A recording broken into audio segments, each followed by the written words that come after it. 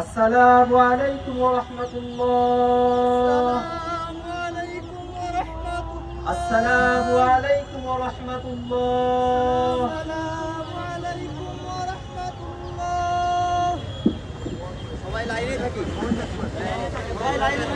সবাই সবাই লাইনে থাকেন। আমরা আমাদের শহীদ রিয়াজ ভাই এবং শহীদ ইমন ভাই তাদের মাগফিরাতের জন্য আমরা দোয়া করব। আমরা সকলে হারানোর যে শোক, সেই দোয়ার জন্য শোকে প্রস্তুত প্রতিটি রই। মানুষ সেই মুহূর্তে কাতর। আমরা সকলে সূরা ফাতিহা পড়ব। সহযোদ্ধার লাশ আর হাসনাত আব্দুল্লাহর